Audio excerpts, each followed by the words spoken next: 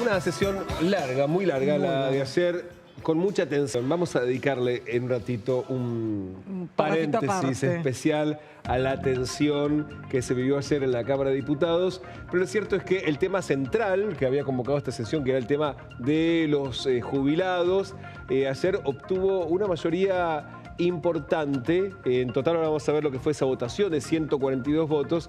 Lo que sorprendió fueron cuán pocos reunió el rechazo. Y eso tal vez fue la noticia más grande, porque si se sostiene una votación así, más allá de alguna discusión reglamentaria que puede llegar a haber sobre cómo se construye los 2/3 para insistir después del veto presidencial, habiendo tantas abstenciones, uno dice, cuando se dice 2/3, ¿es de los presentes o es de los que votan?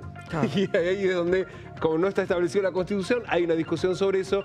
Pero si parece, arranquemos repasando lo que fue la votación para explicar quién votó esta ley que prevé un aumento de emergencia para todas las jubilaciones de 7,2%, esto para compensar la inflación de enero del año pasado, esa que quedó en el limbo, de que fue materia de discusión de todo el año pasado. Claro, que quedó en el limbo sobre la que después hubo un proyecto de ley que la recomponía, que fue vetado y que después, recordemos esto porque es un antecedente, ahora antes de ver los votos, es un antecedente importante también, que fue vetado por el presidente y después aquellos mismos que habían apoyado el proyecto después apoyaron el veto, con lo cual, bueno, son esas contradicciones de la política que habrá que ver cómo funcionan este año mucho más cerca de las elecciones. Mucho más cerca de las elecciones y con algunas relaciones rotas. Claro. Y que de hecho vamos a verlo también en las abstenciones. Además de este aumento del 7,2%, esta parte de lo que se votó ayer de este proyecto de ley establece elevar el bono que reciben los que perciben el haber mínimo,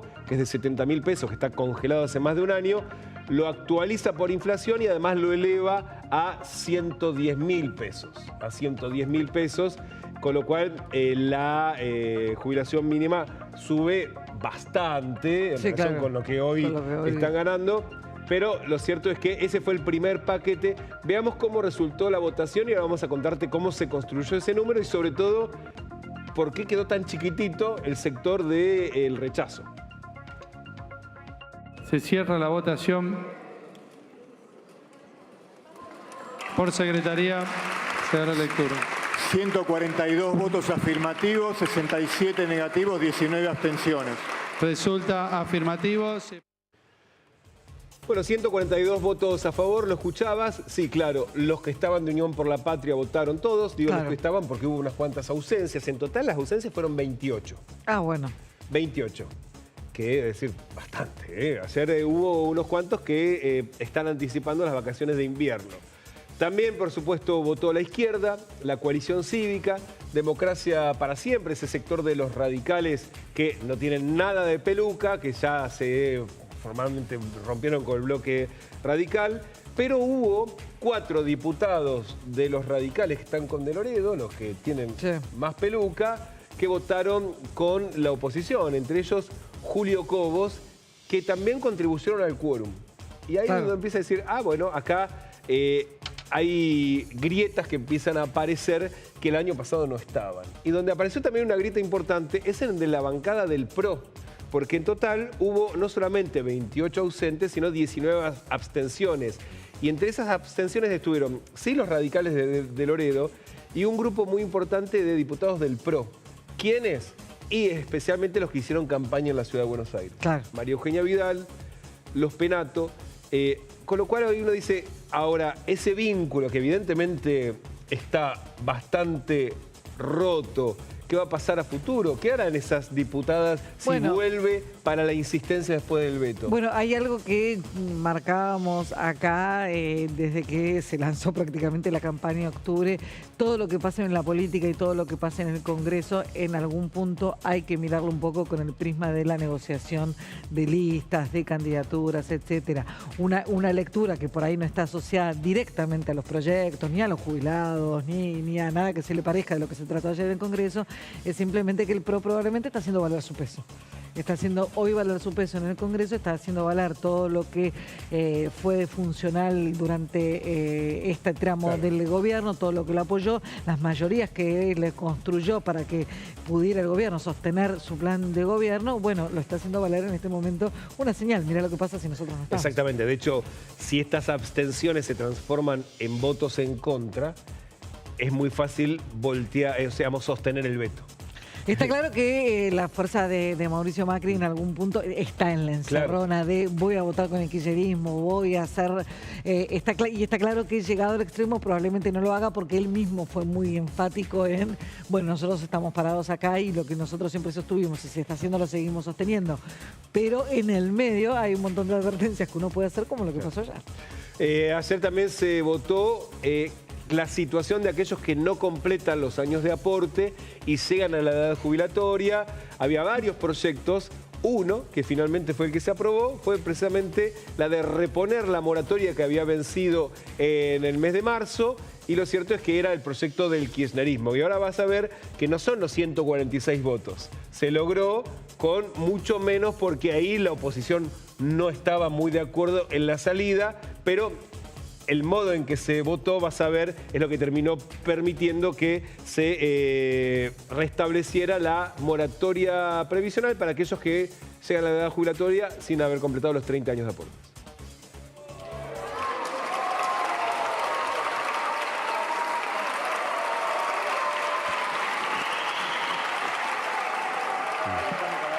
Por secretaría. 111 votos afirmativos, 100 negativos, 15 abstenciones. Acá hubo muchos más votos negativos, Claro. Porque de hecho había un sector de la oposición y también hubo muchas abstenciones. Fue la del bloque de Pichetto, ahora lo vas a escuchar, el argumento. Pero lo cierto es que un sector muy importante no quería ir por el restablecimiento de la moratoria, sino por empezar o al menos una moratoria, pero que incluyese también, reconocer proporcionalmente los años que sí aportó alguien para que no dé lo mismo aportar y no aportar y para también proteger lo que efectivamente una persona aportó. Claro, porque en algún punto ahora la moratoria, que siempre fue algo, digamos, celebrado, empezó a tener cierto costo político también, en definitiva, porque la moratoria no es dinero o un pago de jubilación que se genera sola y empezó a entenderse, o el discurso empezó a calar bastante en que, en definitiva, los que se jubilan por moratoria suena muy fuerte políticamente, pero aquellos que se jubilan sin todos los aportes terminan perjudicando, si no se encuentra un esquema equitativo, termina perjudicando mucho al que aportó todos los años y tiene una mínima realmente muy miserable. Claro. En los años del kirchnerismo, en los años de moratoria, se duplicó la cantidad de gente con la mínima, básicamente por la moratoria, porque más de la mitad de la gente se jubilaba con moratoria, lo que hizo que las jubilaciones de aquellos que sí completaban los aportes fuera paupérrima. Entonces, acható todo hacia abajo. Entonces, esa discusión ya tomó tal estado público que también tiene costo político, o no es tan sencillo y tan bien visto aprobar alegremente la moratoria sin hacer el esfuerzo de pensar un esquema mucho más sustentable y mucho más equitativo. Ayer vamos a repasar algunos de los discursos de la sesión de ayer. Toda la parte jubilatoria se discutió en conjunto, se votó por separado, pero hubo solo una ronda de discursos. Por supuesto que la posición de Unión por la Patria fue respaldar esto de lo que estamos hablando, la moratoria, que había sido, de hecho, una de las banderas de la gestión de Cristina Fernández de Kirchner, pero un ex kirchnerista, ex también macrista como Miguel Pichetto, fue muy duro contra las moratorias y le reclamaba a la Cámara que hayan tenido, por lo menos, dice, pensar lateralmente para tratar de incorporar esta idea de la jubilación proporcional. Así lo decía. Hemos hecho 7 moratorias, 7, 8, jubilaciones para todos, planes para todos. Ese modelo está agotado. Me parece que hay que explorar la idea del salario mínimo universal y fundamentalmente la proporcionalidad del aporte para aquellos que no tienen los 30 años de servicio. Y eso es más razonable y es más justo y tiene que ver con que el trabajador trabajó 15, le aportaron por 15 y tiene la mínima de la PUAN, ya estoy cerrando, y tiene el aporte proporcional de los 15 años de aporte. En fin, algo de pensamiento lateral en este lugar en donde tenemos que jerarquizar el debate. Eso tenemos que jerarquizar el debate, acordátelo, ¿eh? En 2 minutos volvemos. En 2 minutos volvemos a jerarquizar el debate. Sí. Bueno, está bueno que alguien por lo menos tome conciencia ahí, porque hemos escuchado cada cosa. Ya la hemos escuchado hoy también. También uno de los que habló, por supuesto, por parte de la bancada de Libertad Avanza, Álvaro Martínez, que fue el que cerró el debate, defendiendo la necesidad de pensar otra cosa y no volver a impulsar moratorias como la que se estaba votando ayer. Incluyeron millones de jubilados que jamás aportaron. Extendieron moratorias sin decir de dónde iban a salir esos recursos. Y lo más grave, y que lo siguen sosteniendo, y de una manera ya sin vergüenza, es que lo convierten en un premio político. Acaban de decir 2 diputados, y presten atención a lo que nos dijeron, piensen que en octubre hay elecciones legislativas nacionales. Piensen que en octubre hay elecciones legislativas nacionales, condicionando todo a un premio político. Y las jubilaciones no son un premio político, es un derecho que se ganaron aquellos que durante años han trabajado. Y nosotros nos negamos a que nos induzcan a que sea un premio político. ¿Y quiénes terminan pagando todo esto? Que nos dicen de qué manera se va a financiar. Los mismos de siempre, los que trabajan, los que aportan, los que cumplen con las leyes y los jubilados de verdad. Los jubilados de verdad. Bueno, que decías, hay una manera de expresarlo, pero también ahí era el argumento del oficialismo para rechazar una nueva moratoria, pero tampoco resolviendo el problema de aquellos que están en el mercado de trabajo, pero no aportan. No, definitivamente, y eso será parte, o así promete el gobierno, después del cambio de composición del Congreso, bueno, va a haber una reforma laboral porque una tiene que ir asociada a la otra y la reforma previsional. La cuestión de las moratorias, en definitiva, además también es injusta incluso para aquellos que se jubilan por moratoria habiendo aportado, porque en las moratorias también se coló aportantes que por ahí no llegaron a completar, que son muchos y que es una realidad que hay que atender en la Argentina. No llegaste, o 25 años, y entras a la moratoria y te descuentan lo mismo que al que no aportó nada. O con que hayas aportado 15 o 20, porque la verdad que las trayectorias laborales en Argentina se convirtieron realmente muy, muy complejas en los últimos años. Pero también por la ventana también entró mucha gente que directamente ni siquiera trabajó mucho, o la famosa ama de casa de Recoleta. Esa también es un personaje de la realidad argentina de las moratorias. Con lo cual, además es injusto para aquel que aportó y no llegó a completar los años, y en algún punto, como en el discurso que acabamos de escuchar, se lo estigmatiza un poco, pero no es un jubilado real. Y es un jubilado real también. Claro. Sí. Es como, son esas iniquidades que se generan en las economías después, completamente distorsionadas. Muchas veces, o por lo general, no es responsabilidad del trabajador que no haya aportado. No, claramente. Pero sí se lo responsabiliza a él, ¿no? Exactamente. Ahora, este discurso hay que prestarle mucha atención, sobre todo pensando en si vos sos Karina Milei y tenés que armar la lista de candidatos. Definitivamente. Ellos también estaban pensando en el premio. Sí. Lourdes Arrieta, ¿se acuerdan? La de los patitos. Ayer, hablando sobre la moratoria, que votó a favor. Votó a favor de la moratoria. Votó a favor. Pero ya tiene un monobloque esa señora. Sí, pero libertario. Sí, claro, ponele. Y explica qué argumentos daba para buscar fuentes de financiamiento, que de hecho están en el proyecto de ley, pero mira el modo en que lo decía. De vuelta, ojo cuando armen la lista de candidatos. No son degenerados fiscales por reclamar un derecho que es justo, porque realmente hay plata para la CIDE, pero no hay plata para comprar. Al jubilado no le alcanza para comprar una caja de paracetamol, una Prolia, que es para la osteoporosis y que sale alrededor de 650.000 pesos, dependiendo también la zona. Entonces, hay plata, por ejemplo, para que el director de la CIDE y su familia se vayan de vacaciones a Europa o que paseen por el mundo y que se investigue con una tarjeta de la CIDE, de la misma secretaría, pero no hay plata para ellos. Hay plata para llevar adelante la campaña para concejal del vocero presidencial, para que la señora Karina Milei pueda lucirse con su armado partidario en el interior del país, haciendo lo mismo que los peronistas, que el PJ, que se construyó gracias a los recursos del Estado. Y como liberal libertaria me tienen podrida de que use los recursos del Estado para poder seguir perpetuándose en el poder.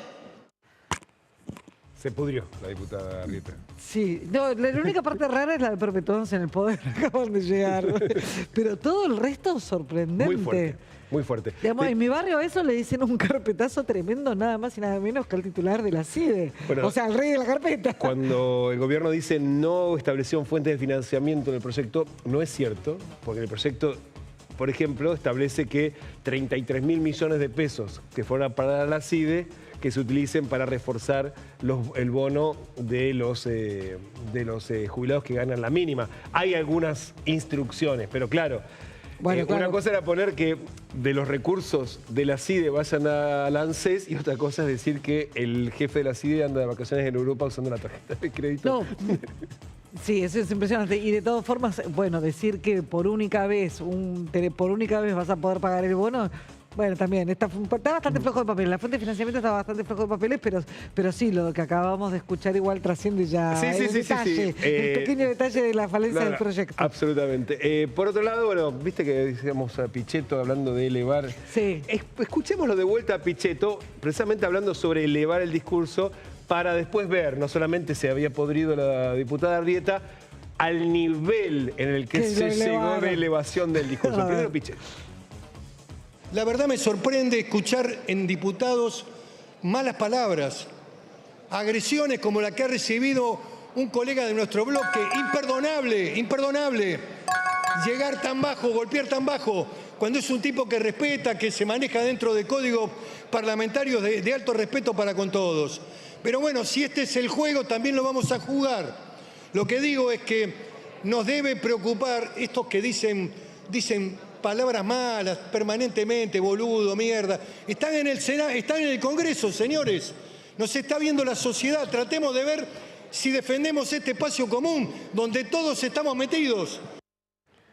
Bueno, defendamos el espacio común, boludo, mierda, parece que Sí, no nos enfocamos tanto. Claro. La gente se puede llegar a dar cuenta. Lo que vas a escuchar ahora es precisamente elevar el discurso. Es una clase de elevación del discurso. En un momento, en medio de los debates de lo que se había ido a debatir, están las cuestiones de privilegio, no están todas al comienzo, sino que las va repartiendo en capítulos para que no se... Para que no se extendiera tanto, exacto. 7 horas habían previsto para... Para las cuestiones de privilegio. No, para el debate, para el debate, para el primer 7 horas para una sesión de 14 horas. Lo cierto es que había hablado el diputado Milman, ¿se acuerdan? Diputado cercano a Patricia Bullrich, está investigado por el intento de magnicidio contra Cristina Fernández, hay una discusión de que el celular, no entregó el celular a la justicia. Termina de hablar él y toma la palabra la diputada Cariñano, ¿se acuerdan? La de Migraciones. Sí, claro, Florencia Cariñano. Santafesina, Florencia Cariñano, que alguien le está gritando desde otra banca, la que le está gritando es de La Libertad Avanza, Nadia Márquez, y vas a escuchar primero a Cariñano y después a la diputada Nadia Márquez elevando el nivel del debate. Cállate vos, loca. Y ahora, por suerte, no haces más proyectos de ley pedorros y haces cuestiones de privilegio. Cerebro, que hagas esta cuestión de privilegio y no nos amenaces por los pasillos como andás haciendo, mirándonos amenazantemente y te quejes acá delante de todo. La verdad que estás mejorando un montón, Jerry, te felicito. Pero las cuestiones pendientes las tenés que resolver en la justicia, porque tu teléfono no llegó bien a donde tenía que llegar, porque borraste todo y porque vos sabés, cállate la boca, vos gato. Hartas, no tengo huevos, pero me los inflaron de que cada vez que habla una mujer de La Libertad Avanza, que si es rubia, que si habla mucho, que si es gato, déjense de joder, loco. Ustedes hablaban de feminismo, discutan las ideas, dejen de agredirnos. Absolutamente todos los días nos lo están diciendo, en las comisiones y acá, y no se lo voy a permitir que se lo digan ni a la diputada Lemoyne ni a ninguna diputada de esta Cámara, porque ustedes, que son los que siempre dijeron que defienden a las mujeres, están defenestrando porque no tienen argumentos. Use argumentos, señorita, en vez de estar agrediendo sin fundamento. Muchas gracias. Bueno. Divina. Te diría que te calles. Gato. Lo cierto es que, como ya lo había anticipado el gobierno en distintas alternativas, también muchos diputados de La Libertad Avanza, el propio Javier Milei, en el medio de la sesión, después de que se realizaron las votaciones, tuiteó: esperemos que los senadores no apoyen esta demagogia populista, pero de cualquier forma nuestro compromiso es vetar cualquier cosa que atente contra el déficit cero. Fin, tuiteó el presidente de la Nación. Bueno, todo indica que en el Senado el tránsito es complejo para el gobierno y esto tiene todas las chances de ser convertido en ley y de encaminarse al veto. Lo que veremos es en cómo calzan los tiempos para cuando se tenga que tratar el veto en el Congreso. Bueno, hay que ver qué pasa en el Senado, porque los tiempos del Senado están siendo bastante... Si bien ahora tienen un aumento de sueldo y tal vez tendrían algún estímulo para trabajar más, no están trabajando demasiado. No, y además la contradicción, ¿no? Cómo rechazar un proyecto de aumento de jubilaciones cuando se acaban de aumentar el sueldo a casi 10 millones. Es un aprobar fuerte. se va a aprobar porque los números le dan. El tema es si juntan después 2/3 para insistir con el proyecto una vez que esté el veto. Una vez que esté el veto. Guillermo Franco, el jefe de gabinete, también hablaba del futuro veto a estos proyectos de ley. Una cosa importante para clarificar es que ninguna ley que salga del Congreso para el Poder Ejecutivo puede generar un impacto fiscal que haga perder el equilibrio. Si eso sucede, el gobierno la va a vetar. Bueno, estaba entonces el anuncio del veto. Ayer en la sesión también se trató la emergencia para el sector de discapacidad. Se aprobó, hay una mayoría un poquito más amplia. Recordemos, los fondos para este sector están congelados desde agosto del año pasado. Precisamente lo que se está pidiendo es una actualización de los montos que reciben tanto los beneficiarios de los programas como los prestadores del sector, y además una reforma específica de las pensiones por discapacidad. También se aprobó la emergencia para los que se vieron damnificados por las inundaciones tanto de Bahía Blanca como las últimas de la zona norte, de Zárate.